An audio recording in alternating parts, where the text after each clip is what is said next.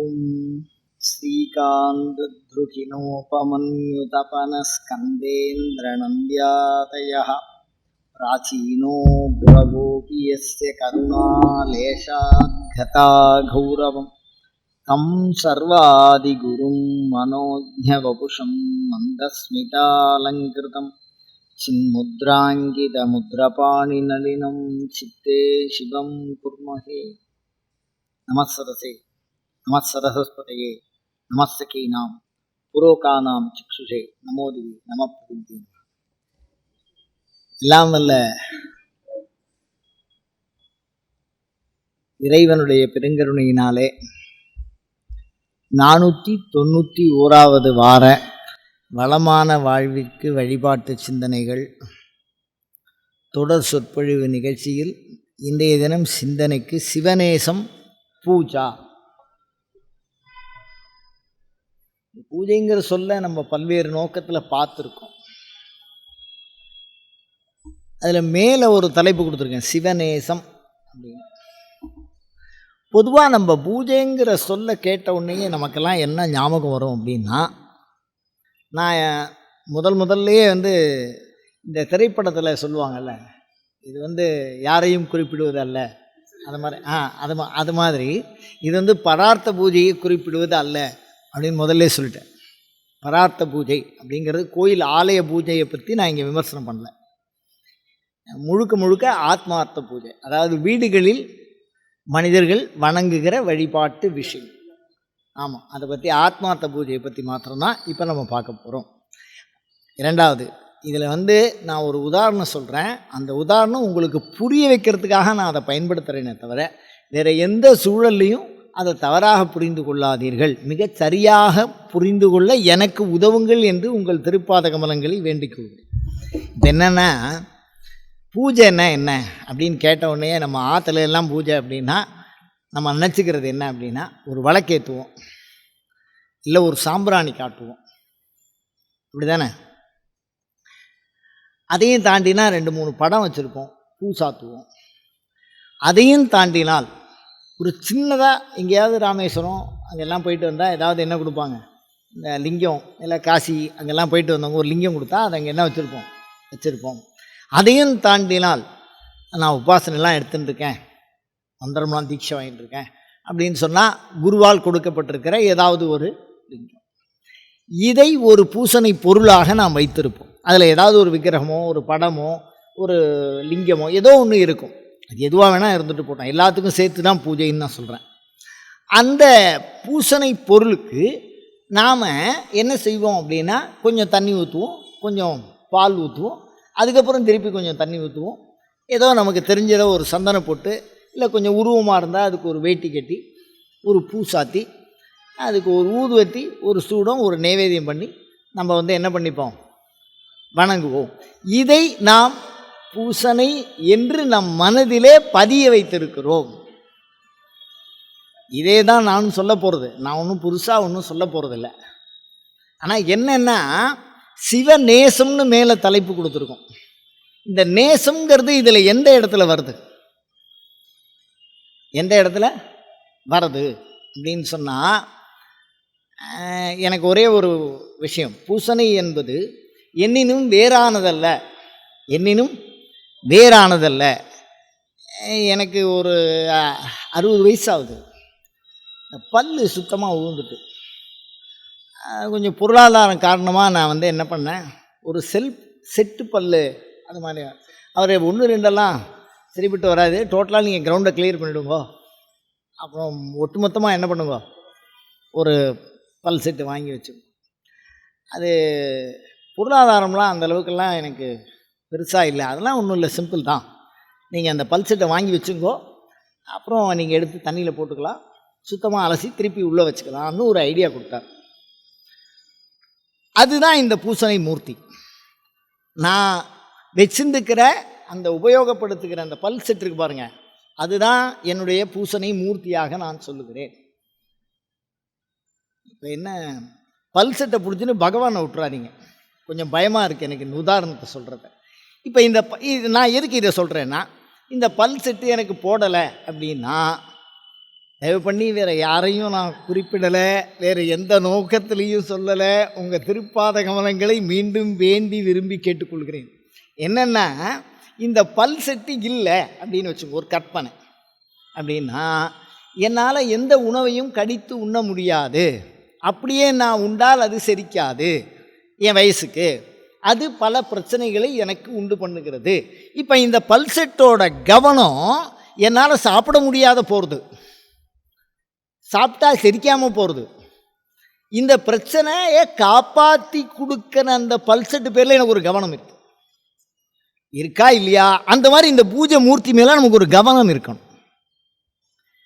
அது ஏதோ ஒரு ஓரத்தில் இருந்தால் 4 நாள் கழித்து பூஜை பண்ணிக்கலாம், 2 நாள் ஊருக்கு போயிட்டு வந்து 4 நாள் கழித்து திருப்பி பூஜை பண்ணுற மனிதர்களையும் நாம் பார்த்துருக்குறோம். அப்படிலாம் விட முடியாது பூஜா மூர்த்தியை.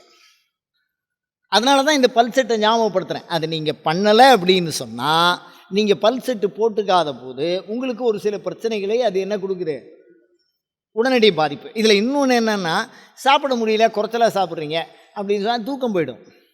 தூக்கம் அடுத்தடுத்த பிரச்சனைக்கு வழிவகுக்கும். அப்போ இந்த பூசணையை செய்யவில்லை என்று சொன்னால் நமக்கு அது பாதிப்பு வரும். நம்ம மனசே என்ன நினைக்கணும், அதுக்கு அந்த முக்கியத்துவம் என்ன கொடுக்கணும். அதனால சிவநேசம்னு சொல்கிறேன். ஒரு பூனைக்குட்டி வளர்க்குற மாதிரி, ஒரு பசுமாடு வளர்க்குற மாதிரி, ஒரு நாய்க்குட்டி வளர்க்குற மாதிரி, அதை வளர்ப்பதில் சில பிரச்சனைகள்லாம் இருக்குது. அது அங்கங்கே மலம் போகும், அதை சுத்தமாக இருக்கணும், அது நம்ம கூட இயையாது. அந்த மாதிரி இயைந்தாலும் அதை வெளியில் கட்டி வளர்க்கும்போது வெளியில் சொல்லிட்டு போனால் அதுக்கு சாப்பாடு போட்டு போகணும், நாம் வெளியில் போகிறதா இருந்தால். அப்படின்னா எப்படி கூடவே வருதோ அதை மாதிரி இன்னும் ஒரு ஸ்டெப்பு நான் மேலே போய் சொல்கிறேன். அப்படின்னா, ஒரு தாய் தன்னுடைய கருவிலே சுமக்கிற குழந்தையைப் போல அது கை குழந்தை அப்படி கொஞ்சம் வெளியில் வந்துருதுன்னா அதோட உயிர் பாதி உயிர். அதாவது ஒரு 4 நாள் 5 நாள் ஆகிறது குழந்தை பிறந்ததுன்னா, தாயாரும் மகனுமாக இருப்பார்களே அன்றி ஈருடல் ஓர் உயிரும், அந்த மாதிரி கருதப்பட வேண்டும் இந்த பூசனை மூர்த்தி என்கிறேன். அதுக்கு தான் இந்த உதாரணம் சொல்கிறேன். இப்போ அந்த பல்செட்டு இல்லைன்னா எப்படியோ, இந்த கை குழந்தை எப்படியோ, அந்த மாதிரி எது அந்த பூசனை மூர்த்தி. ஏதோ கடகடன்னு ஒரு மூர்த்தியை வச்சு ஒரு சொம்பு எடுத்து தண்ணியில் கடகடன்னு ஊற்றினா எப்படி இருக்கும், அது மாதிரி பிறந்த குழந்தைய குளிப்பாட்ட முடியாது. அதை மடியில் ஜாக்கிரதையாக வச்சுட்டு கை நழுவும், துள்ளும். அது ஜலம் ஊற்றினா இன்னும் கொஞ்சம், அது எண்ணெய் வேறு தடவணும், அது வழுக்கும். அது நமக்கு புதுசாக இருக்கக்கூடிய ஆள், இப்போ தான் எனக்கு குழந்தை பிறந்திருக்கு அப்படின்னா எனக்கு குளிப்பாட்ட வராது. எனக்கு இயல்பாகவே கொஞ்சம் அந்த தளர்வு இருக்கும் பிரசவத்தினால.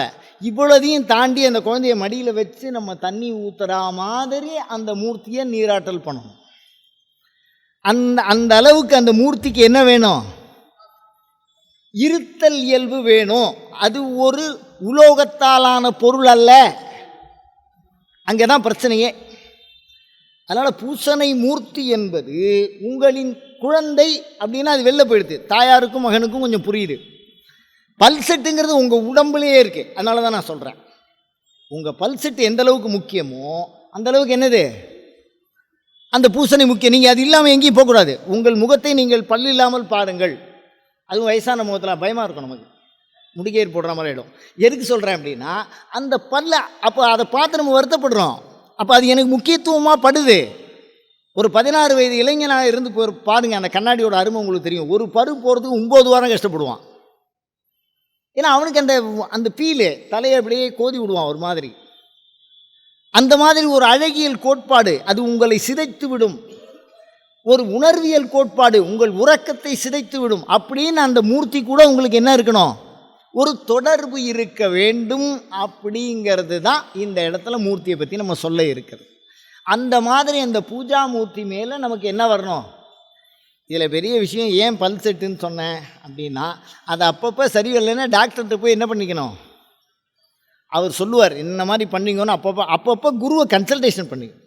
இந்த சிவ பூஜை பண்ணும்போது என்ன பண்ணிக்கணும், இங்கே எப்படி பல் செட்டு வச்சுருக்கிறவா டாக்டரை கன்சல்டேஷன் பண்ணுறாளோ அந்த மாதிரி குருவை நான் பண்ணுறது சரியா, அது மேற்கொண்டு எப்படி வருது, அதனுடைய அனுபவம், அதனுடைய பண்பு, அதை போட்டுக்கும்போது வரக்கூடிய பிரச்சனை. அதனால தான் பல் செட்டுன்னு சொன்னேன். சில பேர் பூஜை பண்ணி ஒரு சௌக்கியமும் இல்லை, சில பேர் கடிக்கும்போது உதற கடிச்சிக்கிறேன் சரியாக வரல, அப்புறம் அளவு மாற்றுவார். அப்படிதானே? அந்த மாதிரி அந்த பூசணையில் உள்ள குறை நிறைகள் வரணும், அனுபவத்தில் வரணும். அப்போ தான் நான் பல்செட்டுன்னு சொல்ல வேண்டியதாக இருக்குது. அன்புக்கு நான் தாயாரையும் புள்ளியும் சேர்த்துக்க வேண்டியதாக இருக்குது. இப்போ இவ்வளோ உதாரணத்தையும் நான் ஒன்றா சேர்த்து சொன்னால் தான் அந்த பூசணைக்குள்ளே ஏதோ ஒன்று அப்படின்னா அந்த பூசணை பலனற்று போய்விடும்.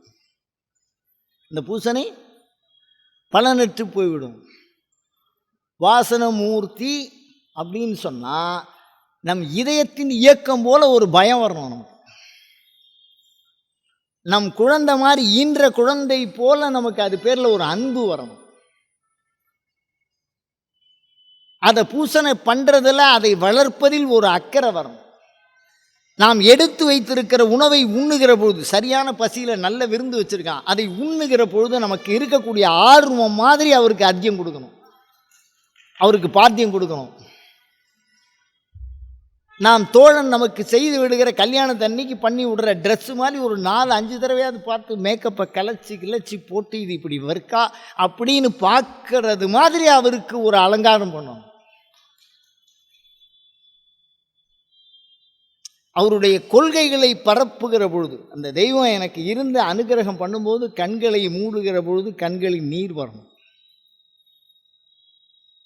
ஏதோ ஒரு சாதாரணமாக இப்படி கையை எடுத்து நம்ம கும்பிட்டோம்னா அதுக்கு அர்த்தம் வேஸ்ட்டாக போயிடும். நான் இது வரைக்கும் சொன்னதுக்கெல்லாம் அர்த்தம் இல்லாத போயிடும். என்ன ஐயா, உன்னை தவிர எனக்கு யாரும் இல்லையா அப்படிங்கிற ஒரு பதட்டம் வரணும். அப்போ அது பிச்சைக்காரனாக நிற்கணும். கையேந்தும் போது கண்ணில் தானாக தண்ணி வரணும். அதை வர வைக்க முடியாது சார்.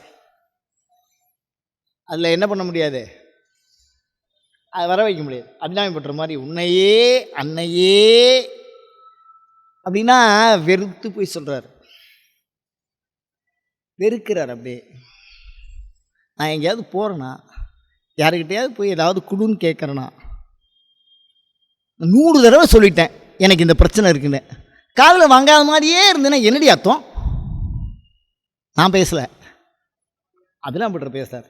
யார்கிட்ட பேசுகிறார்? அபிராமிகிட்ட. உன்னையே அந்த ஏகாரம், அந்த ஏகாரத்தில் அவ்வளவு வலி இருக்குது. அன்னை என்பது இல்லை, அன்னையே. யாராவது இருப்பாளா இந்த மாதிரி? என்ன அர்த்தம் அப்படின்னா, அதன் மீது உங்களுக்கு ஒரு உரிமை, அதன் மீது உங்களுக்கு ஒரு ஆளுமை. அதனால தான் உங்கள் பல்செட்டுன்னு நான் சொன்னேன். அந்த ஆளுமையும் உரிமையும் என்ன இருக்கு உங்களுக்கு இருக்கணும். உங்கள் ஆத்மார்த்த மூர்த்தி பேரில் என்ன இருக்கணும்? இந்த குருமா சன்னிதானம் சொக்கநாதா அப்படின்னு சொல்லும்போது அப்படியே நேரடியாக அவர் கேட்கும். அந்த குரல் சாட்சாத் கைலாசத்தில் இருக்கிற சிவபெருமானு கேட்கும். அப்படி கதறி இருக்கார். 100 பாடல் இந்த ஆத்மார்த்த மூர்த்திக்கு பாடியிருக்கார். அவர் கூப்பிடுறது சொக்கநாதான பேர் இல்லை, அது அவர் ஒரு குழந்தை பாலுக்கு அழுதா எப்படி அழுமோ அந்த மாதிரி அழுது இருக்கார். அப்படிதானே? இந்த உடலை விட்டு எனக்கு விடுதலை கொடு அப்படின்னு கேட்டால் ஒரு குற்றவாளி எப்படி ஒரு நீதிமன்றத்தில் ஒரு அரசன் முன்னாடி பிச்சை கேட்குறானோ அந்த மாதிரி இந்த உடல் உணர்வுகளை எனக்கு தனித்து உயிர் உணர்வை கொடு அப்படின்னு கேட்குறார். இந்த மாயை விட்டு விலகு அப்படின்னு சொன்னால் ஒரு வியாதியை போக்கிக்கிறோம் மாதிரி அது முன்னாடி என்ன பண்ணுறோம், நம்ம இவ்வளவு உறவும் அதுக்கும் நமக்கும் வரணும். அப்படி வந்தால் மட்டுமே அது ஆத்மார்த்த பூசணையாக இருக்க முடியும். அப்படி இல்லை என்றால் அது அந்த பலனை தராது. அதனால தான் சிவநேசம் மேலே தலைப்பு கொடுத்து பூசணைன்னு சொல்கிறோம். இப்போ நம்ம என்ன புரிஞ்சுக்கணும்னா, தண்ணியை முதல்ல ஊற்றுறதா பின்னாடி ஊற்றுறதா, பால் முதல்ல ஊற்றுறதா அப்புறமா ஊற்றுறதா, மணியை லெஃப்ட் சைடு வைக்கிறதா ரைட் சைடில் வைக்கிறதா? அபிராமி பட்டர் சொன்னார், எனக்கு அம்மான்னு சொல்லி தாண்டி பழக்கம், உன் சௌரியத்துக்கெலாம் என்னை கூப்பிட முடியாது, நீ நான் நிராகரிச்சுக்கோ, இலக்கண பிழையாக கூப்பிட்டேன், நின் திருநாமங்கள் தோத்திரமேன்னு சொன்னார். உன் பேரை சொல்லி நான் கூப்பிட்றதா நினச்சி உன்னை எப்படி வேணாலும் கூப்பிட்டு போவேன், நீ என்ன எடுத்துக்கணும், அந்த உணர்வு போராட்டம் அங்கே வர வேண்டும் என்று சொல்கிறேன். நான் வெறும் உடல் போராட்டம் அல்ல, உங்கள் கைகளின் இயக்கம் அல்ல பூசணை, உங்களின் உள்ளத்தோடு உணர்கிற உணர்வோடு சார்ந்தது, உங்களின் அறிவிலே ஞானத்தோடு சார்ந்தது, உங்கள் கர்மாவை நீக்கும் பொழுது ஆன்மாவோடு தொடர்பு கொள்வது, நீங்கள் பூசணையை முடித்து வெளியிலே வருகிற பொழுது ஒரு அரசனை போன்று உங்களுக்கு வாழ்வளிப்பது. ஏன் அந்த சாமின்னு சொல்லக்கூடாதா? இதுதானே, ஏன் சாமின்னு சொல்லலை? அது ராவண மாதிரி 40 வருஷம் 500 வருஷம் கழிச்சு 18 கையும் போய் கடைசி தலையை அறுத்துக்கிறான். இந்த தலையை அறுத்தா வரத்தை யார் வாங்கிறது? அம்பாள் ரொம்ப கருணை உடையவர். அதனால் அவர் அறுத்துக்கும் போது ரத்தம் வடியும் போது தான் வருவார், தம்பி. அந்த மாதிரி கொடுமையெல்லாம் இங்கே கிடையாது. இந்த ஆத்மார்த்த மூர்த்தி அதெல்லாம் செய்யாது. இந்த ஆத்மார்த்த மூர்த்தி உங்களுக்காக தான், அடுத்த வாளுக்காக அது என்ன இல்லை. நான் திருப்பியும் பல்செட்டை ஞாபகப்படுத்துகிறேன். பல்செட்டை பிடிச்சின்னு பகவானை விட்டுறாதே, பகவானை பிடிச்சுங்கோ. ஏன்னா அது உங்களுடையது, உங்களுக்கு மட்டுமே உரியது. அதை வேறு யாரும் பயன்படுத்தி விட முடியாது. உங்கள் மகனாக இருந்தாலும் சரி, உங்களின் மனைவியாக இருந்தாலும் சரி. அது நீங்கள் ஒரு ஃபார்மாலிட்டிக்கு நம்ம அதை வச்சுருக்கோமே தவிர, நித்திய பூஜைங்கிறது எப்படி இருக்கணும்னா, வார்த்தை சொல்கிறான் பாருங்க. தீட்சையில் எது வரைக்கும் பூஜை பண்ணணும்னு கேட்டான் சிஷ்யன். கேள்வி கேட்டவுடனே எது வரைக்கும் பண்ணணும்னு கேட்பான்ல. குரு சொல்கிறாரு பாருங்க, இவன் இப்போ தான் நுழைகிறான் பூஜைக்குள்ளே. சிஷ்யன், நான் எது வரைக்கும் பூஜை பண்ணணும்? அவர் சொல்கிறார், யாவத் ஜீவித பர்யந்தம், உடம்புல மூச்சு இருக்கிற வரைக்கும் பண்ணணும்டான்.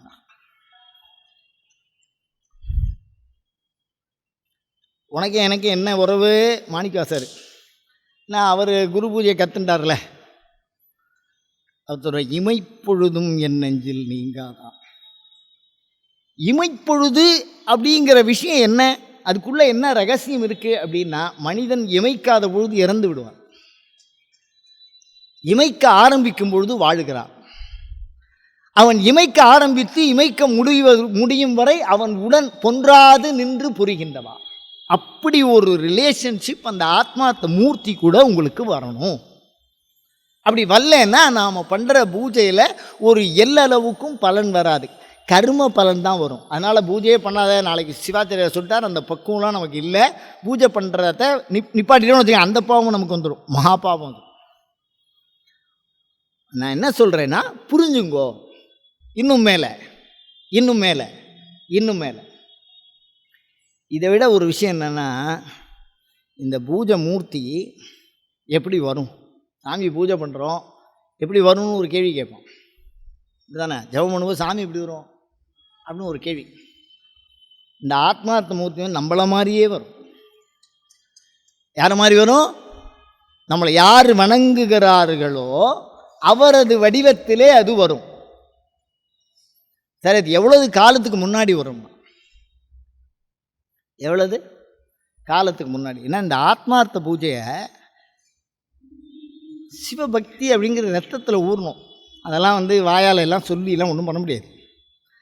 மண்டோதரி சிவபூஜை பண்ணுவா, ராவணன் சிவபூஜை, ராவணனோட அம்மா சிவபூஜை, அவன் தம்பி எல்லாருமே என்னது சிவபூஜை. அதுக்காக அவங்க அம்மாவுக்கு இவன் பெரிய பதவிக்கு வந்தோடனே அவங்க அம்மா எதில் சந்தோஷப்படுவான்னு நினச்சான் ராவணன். எங்கள் அம்மாவுக்கு எல்லாத்த விட சிவன் தான் பிடிக்கும், இந்த கைலாசத்தை தூக்கி போகணும்டா. புரியல உங்களுக்கு? அவங்க அம்மாவுக்கு அப்போ அவன் எப்படி இருந்திருப்பான்? அவன் அந்த அம்மாவுக்கு பிறந்த குழந்தை எப்படி இருந்திருக்கும்? அதுதான் ஞானப்பாலை குடித்தவன் 10 பாட்டுக்கு ஒரு தடவை சொல்கிறான். இல்லை, பார்வதிகிட்ட ஞானப்பால் குடி டைரெக்டாக பரமசிவனை சொல்ல வேண்டியதானே? செக்கிழார் மாதிரி ஒரு ஞானியை நம்ம எந்த காலத்துலையும் பார்க்க முடியாது. அவ்வளோ அற்புதமாக சொல்லியிருப்பார். இந்த ஆத்மார்த்த மூர்த்தியை பற்றி அவ்வளோ அழகாக சொல்லியிருப்பார். நம் உடலோடு தொடர்புடையது அதன் உருவம், நம் உள்ளத்தோடு தொடர்புடையது அதன் பூசனை முறை, நம் அறிவோடு தொடர்புடையது அதனுடைய பண்பு, நம் ஆன்மாவோடு தொடர்புடையது எல்லாவற்றோடு இல்லாமல் இறைவனோடும் தொடர்புடையது, இறந்த பின்னும் நம்முடன் வருவது. அது என்ன சொல்கிறாங்கன்னா, ஒடுக்கம்னு சொல்லுவாங்க. ஒருத்தர் வாங்கி ஒடுக்கம் வச்ச லிங்கத்தை இன்னொருத்தர் பூஜை பண்ணக்கூடாது, அவருக்கு மட்டுமே உரியது அப்படின்னு நம்ம அதை வச்சுருக்கோம். அதை செதைச்சிருவாங்க அந்த லிங்கத்தை. செத்தவனுக்கு 3 கல் வச்சு பூஜை பண்ணுற வழக்கம் இருக்கும். அதாவது கல்லை புதைச்சிருவாங்க இறந்தவங்களுக்கு. எப்படி போய் டையப் பண்ணுறான் பாருங்கள், ஆத்மார்த்த மூர்த்திக்கும் நமக்கு என்ன உறவு அப்படிங்கிறதுக்கு டையப். அதை புதைச்சிட்டு அது அப்புறம் தோண்டி எடுப்பாங்க. அதை இந்த 3 பார்ட்டாக அந்த மூணா இந்த ஆத்மார்த்த லிங்கம் பூஜை பண்ணுறான் பாருங்க, அதுக்கு மாத்திரம் அதை புதைப்பாங்க. அப்போ அதுக்கப்புறம் அது என்ன இல்லை, அது இல்லை. அவன் ஆன்மாவோடு அது தொடரும். அடுத்த உலகத்துக்கும் அது என்ன போகும்? வள்ளுவன் சொல்கிறான் பாருங்க, 7 பிறப்பும் ஏமா புடைத்து. அவன் சொன்னால் சுப்ரீம் கோர்ட்டு தீர்ப்பு. நான் இந்த காலத்து வழக்கத்துக்காக அந்த தீர்ப்புன்னு சொல்கிறேன். அதுக்கு மேலே வேறு எதுவும் இல்லாததுனால அதை நான் சொல்கிறேன், வேறு எந்த எண்ணத்துலையும் சொல்லலை. அவன் சொல்கிறான் பாருங்க, 7 பிறப்பும். நான் இந்த பிறப்பில் படித்த பிஎஸ்சி அடுத்த பிறப்புக்கு வராது, நான் இந்த பிறப்புக்கு படித்த எம்எஸ்சி வராது, ஆனால் நான் இந்த பிறப்பில் பண்ணின ஜபம் அடுத்த பிறப்புக்கு வரும், நான் இந்த பிறப்பில் பண்ண பூஜை அடுத்த பிறப்புக்கு வந்துடும். அது எப்படியே வந்துடும், நம்ம உள்ளே வந்து சேர்ந்துடும்.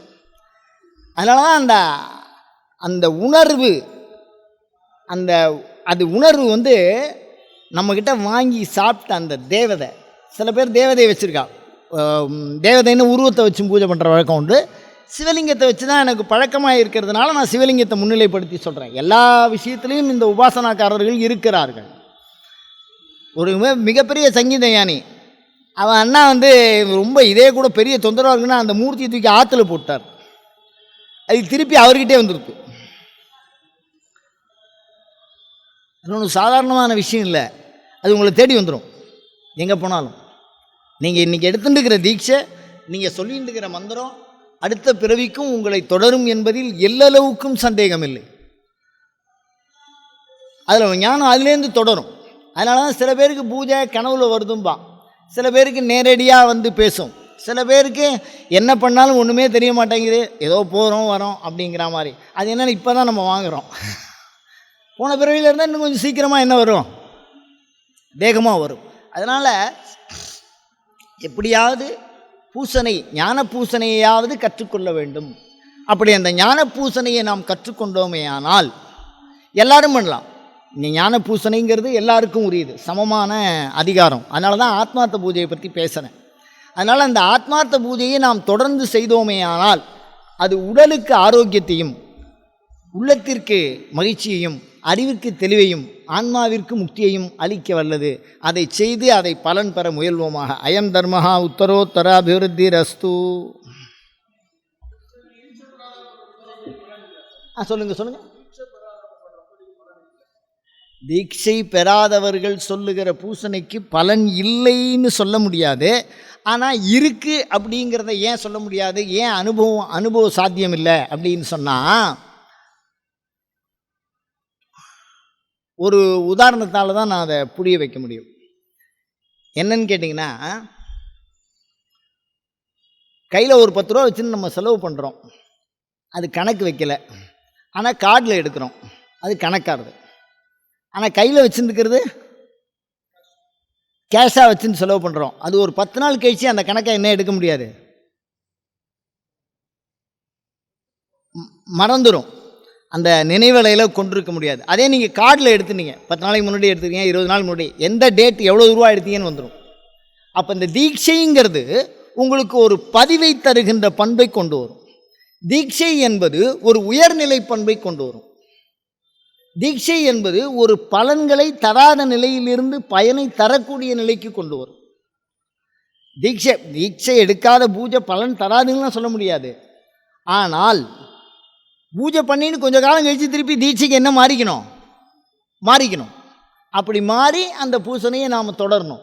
அது பக்திக்கு உண்டான வித்து. தீட்சை என்பது அதோட ஒரு கனெக்ஷன், ஒரு கனெக்டிவிட்டின்னு சொல்லுவோம். அதாவது அந்த தொடர்பை உறுதிப்படுத்தும். தீட்சை என்ன பண்ணும், உறுதிப்படுத்தும். ஆனால் சாமானிய பூஜை உங்களை மாத்திரம் நம்பி இருக்கும். இப்போ தீட்சையில் ஒரு சின்ன விஷயம் பாருங்கள். தீட்சை எடுத்துன்னு ஒருத்தர் பூஜை பண்ணுறார், தீட்சை எடுத்துக்காத ஒருத்தர் பூஜை பண்ணுறார். நான் அதை ஏற்கனவே சொல்லியிருக்கேன்.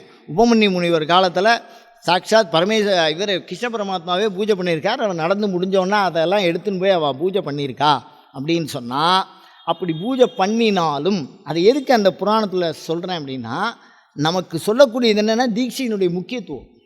இப்போ நாமளாக செய்கிறதுனால என்ன அப்படின்னு சொன்னால், அது நம்ம கணக்கில்லாத வரவு செலவு பண்ணது மாதிரி, அதுக்கான பதிவு திட்டம் நமக்கு வராது.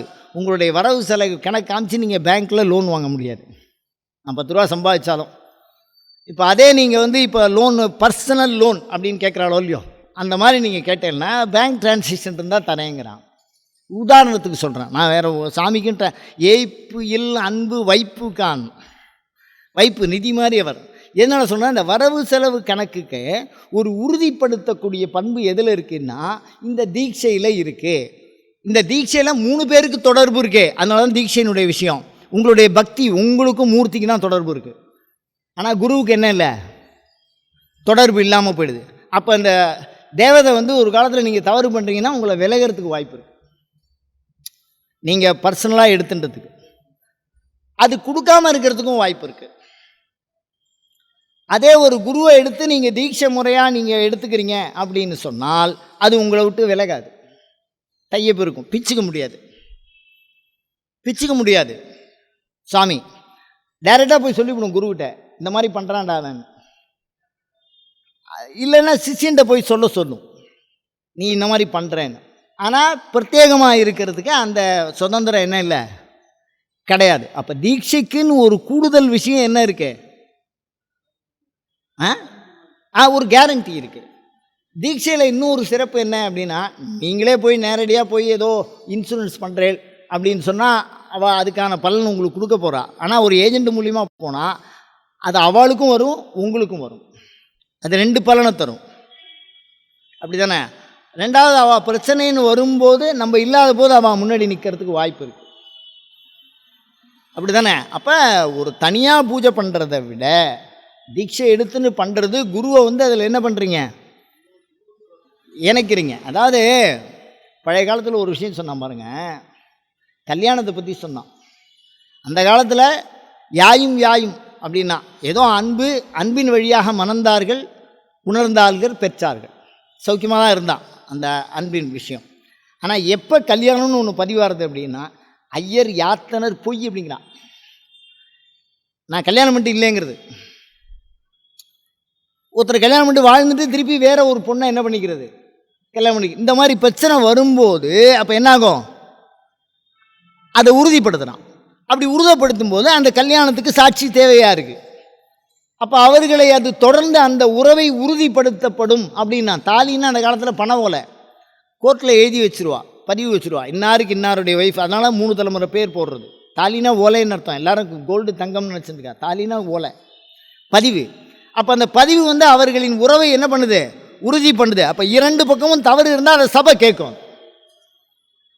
இப்போ தேவதை பக்கம் தப்பு இருந்தாலும் குரு பக்கம், அந்த சிஷிய பக்கம் தப்பு இருந்தாலும் குரு கேட்கலாம் அதை. அதனால் ஒரு பாதுகாப்பான வழிமுறை இந்த சமயங்கிறது. அது பலன் கொடுக்காமல் இருக்க முடியாது.